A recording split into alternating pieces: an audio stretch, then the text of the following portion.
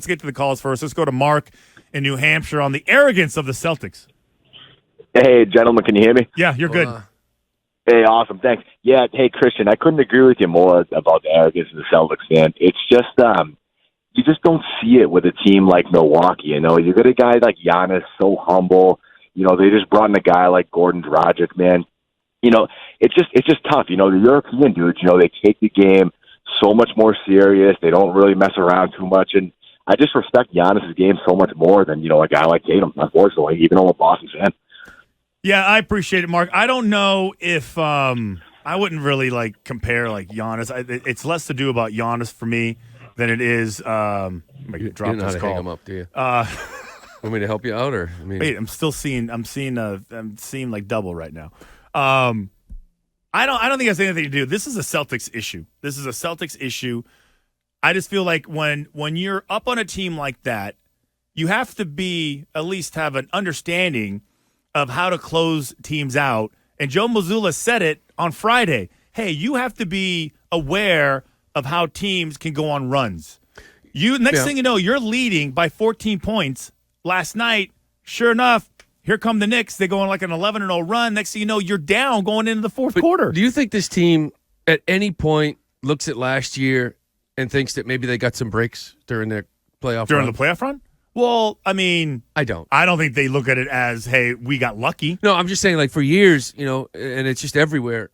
We've been to the Eastern Conference Finals 3 out of 4 years. So there was this arrogance there, and it was like they almost acted like they were in the NBA championship 3 out of 4 years, and maybe won a 1 or 2. You know, and it was like, please, we don't need much help. Eastern Conference Finals 3 or 4 years, and then all of a sudden this year it's like, dude, we're in the NBA Finals. Does anyone in that locker room sit there and think, okay, we played the Bucks and it was a 7-game series without Chris Middleton. We played the Miami Heat, and they had guys in and out of that lineup all banged up. Hero the was Brooklyn out. Nets. I mean, I'm just saying the Nets. I know, but they were not the No, Nets. but they had their guys. I'm just talking about Milwaukee and Miami. I think anyone sits there and says, we caught a little break. Because I can guarantee you Milwaukee's sitting there pissed off thinking, you know, you guys think you're something.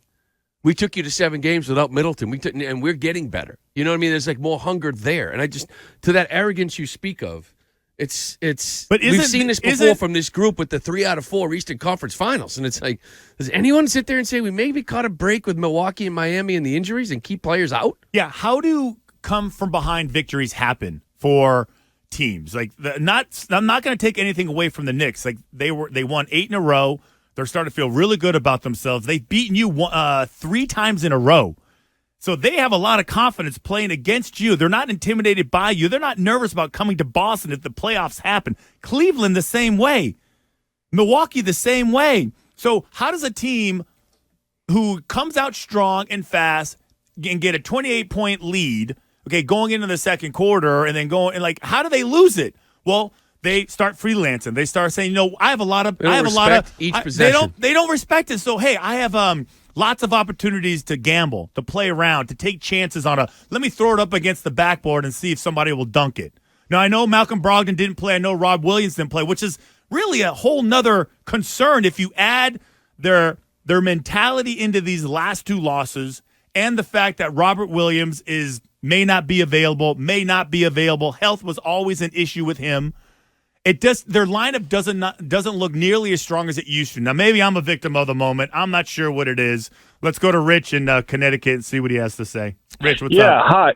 Hello. Yeah, what's up, Rich? Yeah, I like to comment on Jason Tatum. It almost seems like he goes in the paint a couple times here and there, and is he afraid of getting hurt, or is he just looking for the sensationalism of the three-pointers? Because everybody that's playing defense and everybody that plays in the paint is, kicking our butt, and they just don't have the desire or something. I don't know. It's just not like old school Paul Pierce and Kevin Garnett, where they lived in the paint. I don't even think they call 3 seconds anymore.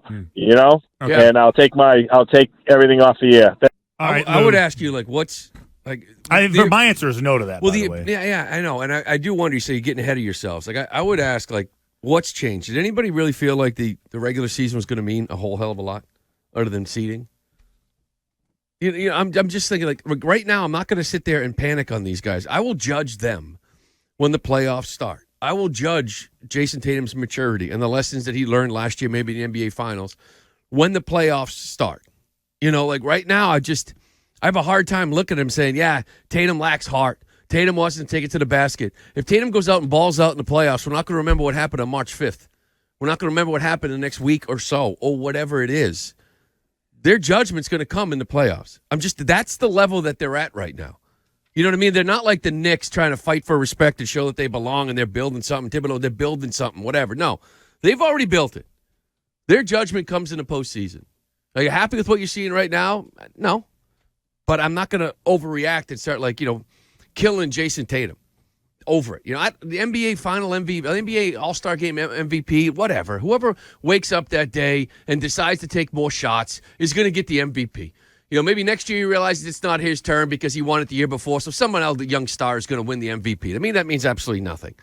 But they're going to be judged in the playoffs, period, and probably just against Milwaukee. I do not think that Tatum is afraid to go in the paint. No. He drives into the paint all the time. I like the fact that the last caller was like, they like old school basketball. He didn't go all the way to the 80s.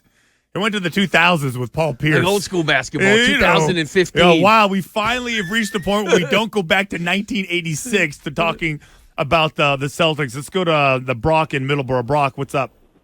How's it going? I don't think Tatum has the dog in him, and I'm not going to give him the benefit of the doubt of waiting for the playoffs because last playoff season he tucked into it in a game where you're up 28. They should have been frothing at the mouth to score. This is a game we score 145. This is a game Tatum hit 70 in. That's what an MVP would have done. That's what Kobe would have done for sure. So whatever cliche you want to use about not having the heart of the champion in him, the problem is it's a continuation of last season when we were talking about Jaylen Brown was the one who had the fight in him, not Tatum. Well, all right, Brock. Here's the thing. Every time, this is why it's Tatum's team. That's why your star dictates the personality of your team and the perception of your team. The Celtics, this is Jason Tatum's team. And if he's, kind of like, I don't know, there's like his facial expressions are just, boring and they're not exaggerated and he's not fighting and pumping his fist, people are going to say that he doesn't care. They're going to say he doesn't care. Yeah, I firmly believe Tatum is one of the great players in the game. You can debate whether he's MVP candidate or not. And I think when you reach that level, there's only one left thing to judge. And that's what you do in the playoffs. Like he's already there. I feel like Jaylen Brown is already there. Like these types of players will be judged, the stars in the league, how they do in the postseason. So he's having a great season. Last year he had a great the second half is when he really took off. We said, there it is. There's that next level. And I feel like if they had, given what he did against Milwaukee, if somehow they lost Game 7 against Milwaukee, or even there was times in that Miami series, we would have said he's taken the next step. I can't wait for next year. Unfortunately for him, he made it to the NBA Finals and he laid an egg. So now you have this negative feeling about him. He'll have and when I remember when the NBA Finals ended last year, we sat there, Christian, and just said, unfortunately for Jason Tatum, it's going to be another year, a year from now until we judge him again by what he does in the playoffs. He's having a great regular season. Are there nights when he frustrates the hell out of you? Are you going to sit there and be really excited about him last night, getting 40 points, but he shot 30 times to get it? They shot as a team, they shot too many three-pointers. They shot 59 three-pointers. Yeah, it's a double overtime game. It's also like a franchise record, I think, for threes. But it's like, he got his 40 on 30 shots. So you can nitpick all you want all year long. And the reality is until you see him in the playoffs, elevating his game, playing at a different level, winning a championship, nothing's going to change. So I'm assuming he's a great player. Based on, because I feel like you're just like, no big deal really in the whole scheme of things. So I feel like it's a bigger issue moving forward. So are you a seeding guy? Number one seed is important, or are you a rest guy? Listen, like load management. Hey, don't worry about the number one seed. We'll deal with that when the time comes, but let's just make sure we're rested and healthy, so forget about the number one seed. If I have to choose one of the two, I'm going rest. I'm a rest guy.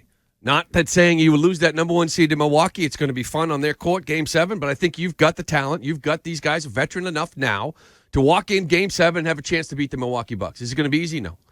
But it'll be a lot harder if they just grind these guys out, which is a concern. When you start looking at some of the minutes, when you start looking at the rotation, when you're looking at guys like, for some reason, it's like you're a great basketball team. I don't want to limp into the postseason. I think they got tired last year, mentally, physically, going through that grind. I don't want to see Grant Williams all of a sudden be out of a rotation. Why? Like, use your bench. I would feel better if you're playing like this and you're limiting some minutes to sort of be like, okay, this is the type of year we want to get our second breath. So we're going to go through this stretch. It's a tough one. It's a lot of road games coming up. We got back-to-back here tonight. I'm going to start resting some guys. So we fall back a little bit in the standings.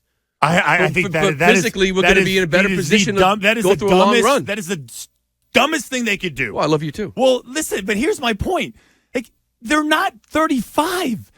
Tatum's 25 years old. I could go all night long when I was 25 years old. Okay, wire to wire. I'm not saying benching him for like a week.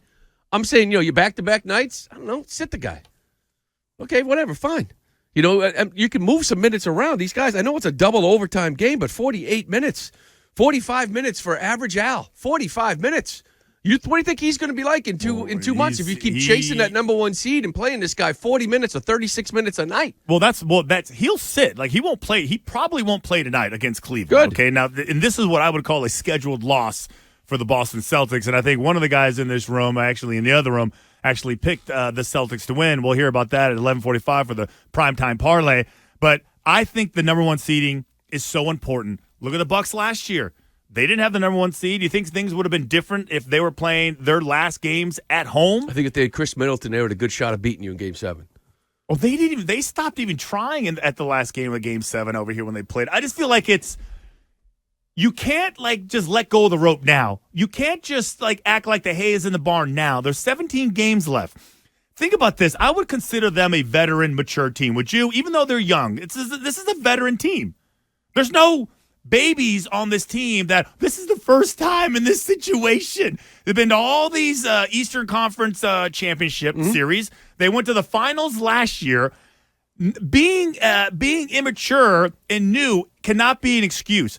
Why would they wait till this point in time to finally figure out that there are other teams that are getting better, getting more confidence, getting healthy, starting to kind of bring you in a little bit, recognize that they can play with you, that they can beat you in Boston. Last night's game was a playoff atmosphere, as close as it's been in a long period of time. Hell, I would say the last time the Cleveland game that they played here where they blew Cleveland out after losing to them the first time, was probably another these are all playoff scenarios. Last night seemed like it was kind of like balls to the wall, and I know that Rob Williams was out, and Grant Williams finally got some minutes, but I felt like it was like a 6-man rotation. It was a double overtime game. Hauser, Muscala, they get in there for a few minutes here, and that's it. I mean, only 8 guys played last night in double overtime game. And really, when you look at the minutes, it was really like a 6-man rotation. And I just don't think you need to be playing right now like that against the Knicks. It just seemed to me that, again, Rob Williams is not out there. Maybe he's going to be – maybe you should expect Rob Williams to be in and out all the time. Brogdon didn't play. He's got an ankle issue. If these guys are healthy – I mean, now, do I think that the Celtics would lose a series to the Knicks? I don't know. The Knicks look like they're looking pretty good. That's going to be a tough out. Cleveland's going to be a tough out. Milwaukee's going to be a tough out. There's just not any easy wins. The only reason why series. You lose to the Knicks is because of injury, because you grind guys. I think Williams will be back for the playoffs. Brogdon will be back. And if you grind these guys out and maybe there is no Al Horford because you're busting your ass to get the number one seed, or you're playing Rob Williams more than you should because you're busting your ass to get the number one seed, then the Knicks will beat you because you're not full. When you're full, you ain't losing to the Knicks. And if you are losing to the Knicks, then you'll crucify them right here on this radio station. Well, I would say the next time they get a lead, I think the shrapnel effect, the domino effect is you start playing tight because you sit there and you go, here we go again. We have a lead. Can we hold it? Will they be more careful? Will they be more disciplined? Like against the Brooklyn Nets, they were not disciplined. They were not careful. They were arrogant. So, and I think you thought they would have learned their lesson, but they didn't because they end up losing to the Knicks.